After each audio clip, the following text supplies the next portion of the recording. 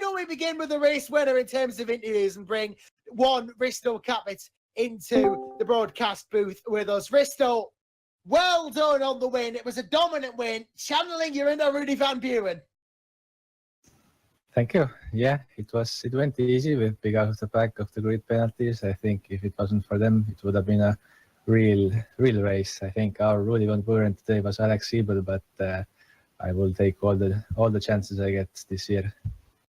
Yeah, of course. I mean, a great race as well for you to get that far ahead and lead it. Obviously, makes up for the first race, of course. But, you know, getting that win, important really for momentum purposes, because now you're going to be able to kick off a hopefully successful season. Yeah, for sure. The points table is still very tight. Everybody's very close, and the team standings with Alex having bad luck again is very tight. Edge guys are up here as well now. So yes, every win, every point is very important. Yeah, of course. And was it surprising for you to find that after like 3 laps you were 10 seconds ahead of everybody? No, I knew that Fran starting alongside me with the super soft would hold people up a bit, and I really pushed in the beginning to get in front as possible after my first pit stop, since everybody were going long with the softs. So 10 seconds maybe, yes, but I was sure that this was my race to win. I practiced maybe more than Melbourne, so I wasn't going to let any chance take it away from me. And I realized what I was planning. Yeah, I knew what you were doing there, and I'm sure Jake has questions for you as well. Absolutely. I mean, that middle phase of the race where you had a little bit of pressure, was that just controlling the pace of the tyres, or was there genuinely a concern that you might have got caught at that point? Yeah, it was closed for all the pit stops where I exited. I was still exiting out inside the same group of people, so they were the same speed as me. So it was vital always to make the overtakes happen quite quickly, to not waste any of my speed. So yeah, it wasn't that easy. I still had to push all the way and be very careful with my overtakes. So yeah, it was not that easy, but everything was still under control. And I'm guessing that obviously means now that we know the sort of pace you could have had in Melbourne. This is basically game on again for the championship fight. You guys are back in it now. Yeah, I hope so. Well, Melbourne would have not been this exactly like this. Still, I would have been more closer to the fighting group. But yeah, Alex would have pulled away in Melbourne as well. But we all have to make our own luck sometimes. So yeah, let's hope this will continue. I will definitely plan to keep up the same preparation and not give any leeway to anybody. Absolutely. Fantastic work and an absolutely brilliant job. Well done today. Risto Caput, second time a winner in the GPVWC Super League. Well done, buddy. Great job. Thank you. Right. I think it's time to get the Edge contingent into the interview room now as we bring in the super team. They changed from Wouters Automotive to Edge Esports in the winter with Quasar as an engine brand. And now we have them second and third in their second race of the season. For Jarl Tyen in third place and for Peter Burlak in second place. And the team boss of Edge Esports, Andreas Wouters, in the room as well. A very successful day and a huge haul of points for you guys. You guys actually scored more points in the end than ACR Zach Speed, who crossed the line first. Andreas, first of all, to you, you must be absolutely delighted with the way the race has gone. Yes, very much so. We didn't know what to expect because we were, of course, expecting the back of the grid penalties, and it's always a chaos, so it's a high risk if you're there.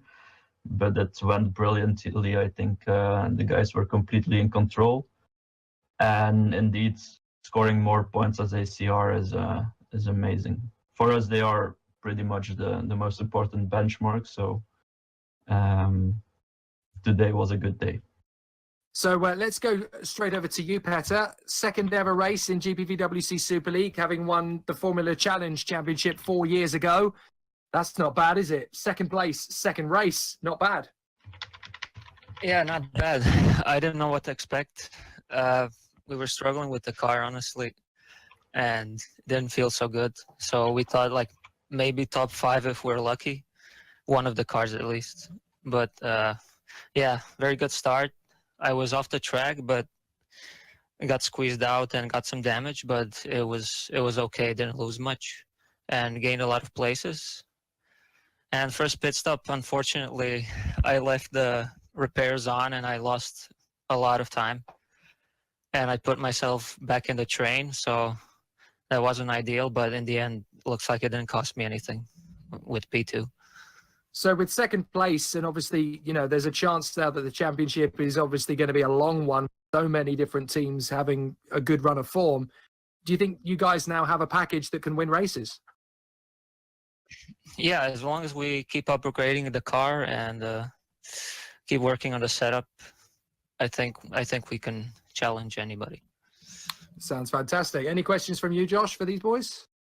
Yeah, mostly for Andreas. Obviously, great start of the season under obviously the new brand as well after moving on into being Edge Esports. And how is it like for your team? Obviously, this year being an engine manufacturer as well as a team, obviously, because you took the engine supply, the Quasar engine supply on this year. How's that been treating you?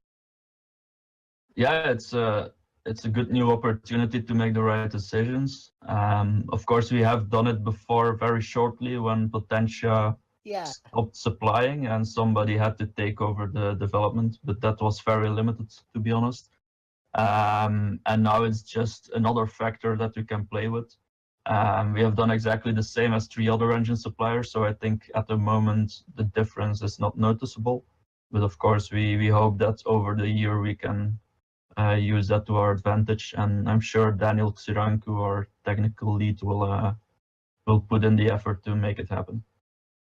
Yeah, of course, and well, obviously the only team running the Quasar engine supply. So, but we saw last year, we saw Nordson use that to their effect. So it's not bothering you the fact you won't be getting any data in. No, if nobody wants to buy our engines, we just make it for ourselves. That's well, it's the best way. Too bad for the rest of them. Absolutely.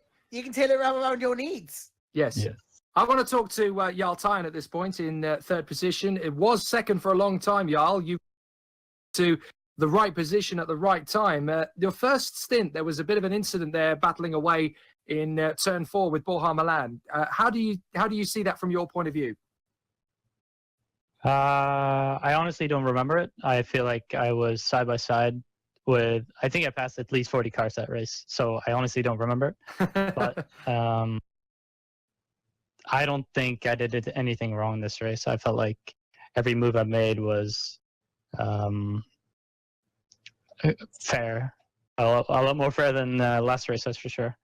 I tell you what, it was really hectic because you really had to keep, you know, one eye forward, one eye behind you, and then find a third eye to look around you because there was so much going on. You were right in the center of the action more often than not.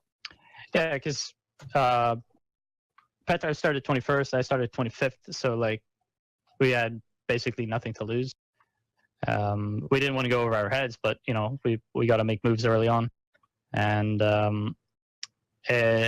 the only way to pass is to make an aggressive move like that, because anytime you make like a half-assed move and you are side by side through a corner, I feel like a lot of people don't give enough room. That's just my personal opinion. I feel like people just would rather do it like our Factor 1, where they ignore the fact that you're there. So yeah, the only way I had to make moves today was to dive bomb and kind of force my way in through there. And most people gave up the position because I did that.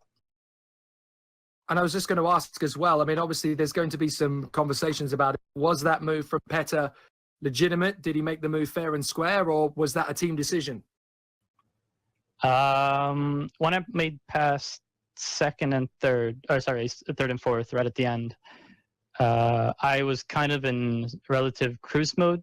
I expected Petar to struggle to get past them, but eventually it did. And then I regretted to be in cruise mode because the gap wasn't good enough. And he had fresher tires and better tires, being the Ultra Softs. So when he started to catch me, I tried to pull away, but it wasn't enough. So when he had the run, there was no point for me to battle him. I just wanted to secure the second and third. Fair enough. Really, really exciting stuff. And you gave us some great entertainment there today, guys. I think all three of you are very proud. The most points taken away from Shanghai by Edge Esports. So congratulations to Petar Burlak, to Jarl Tyen, and of course the team boss of Edge Esports, Andreas Wouters. Well done, guys. Brilliant job. Thank you, Jake. Thank you, Josh. Thanks. Right.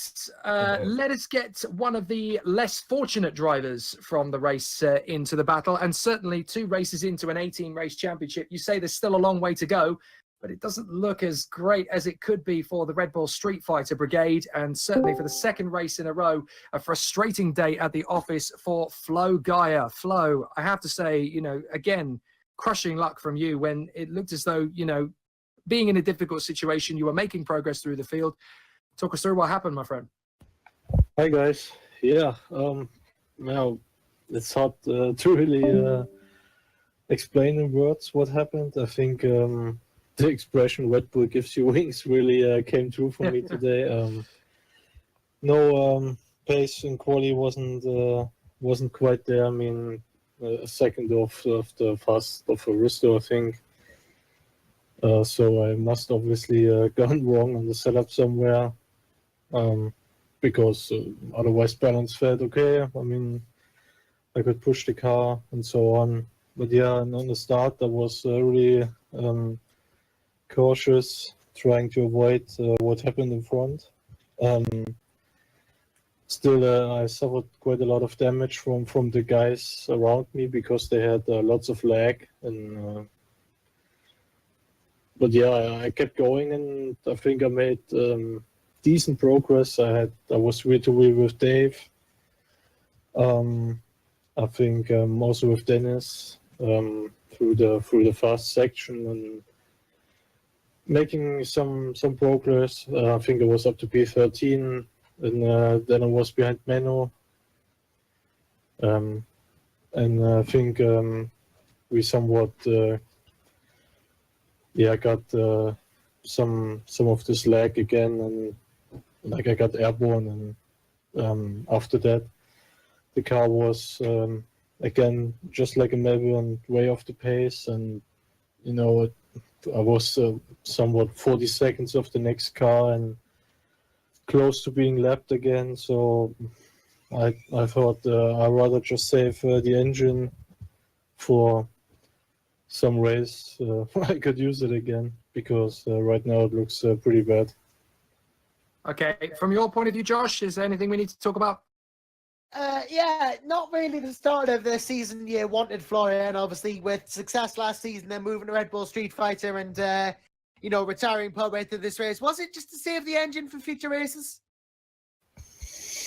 Yeah, I decided to park the car because I didn't have any pace after this crash. I did feel like the top 10 was definitely possible with the strategy I had. Looking at where I started and the cars that were around me at the time, I think it was possible. But yeah, we decided to park the car because it didn't make any sense. Why would I go around anymore? Like, I'm already being lapped. But yeah, as Jake said, it's not really the start to the season we hope for, but the results also don't show our true potential and our true performance. So we just gotta make our own luck next time and really do something, because it's really unacceptable at the moment, the results we got. Partly due to our own performance, but I would say that the most isn't in our hands, or hasn't been in our hands so far. It's a real shame. It's a real shame, isn't it, considering where things are currently going? But I guess, you know, there is time to put it right, and hopefully you guys will be back to your best in Baku. Yeah, you can bet we do all we can to really do our best and hopefully fight for poles and wins again. Fantastic. Hard luck there, Flo, but thank you again for giving it your best, as you always do, and we'll see you again in 2 weeks' time in Azerbaijan. Thank you, guys. Right. And sorry, and congrats to Risto. Great drive, man. Fantastic. Let's have a quick chat with Tom Parker before we wrap things up. One of the drivers who really gave us some spicy action with his fast lap and battle antics. So let's. I think we'll have just enough time to bring Tom Parker in as our last guest in the broadcast room. So Tom Parker, this has been a while, mate. You've waited a while to come and talk to us about something really exciting and positive, but that was quite a good, fun race. Yeah, positive. That's a nice word. I like that. Yeah. Yeah, it was it was fun. So I'm guessing, obviously, with considering how many different battles that you were involved with, there were times when in the race your strategy seemed to suddenly change on a knife edge. Was it a little bit chaotic from time to time? No, it was always going to be soft, ultra. That was always the plan. I was struggling with tyre wear in this first ultra, so I had to really save them and catch Hutchinson as well, which was interesting. But no, it worked. Props to the guys, because I really had struggles practicing for this race. I got all my new computer parts on Friday. Didn't turn on that till Tuesday. So yeah, the guys really helped out. So thank you to Dennis especially for giving me a great hand in strategy and telling me what he's doing and all that. But no, it was the strategy was there and it was right. I crossed the line with 0.07 litres of fuel. I had to go down to boost 2 for the final lap. Scared me. But yeah, it was a positive. It was good fun. Hopefully a bit further up for Baku. Excellent. A few words from you, Josh? Don't lie to it, Tom. We know you only went older so you can try and get the fastest lap. Well, you say that. I was only 0.006 off it with my strategy, so there we go. To be honest, I just saw you going under the autos and thought, that's so Tom. I knew he'd do that.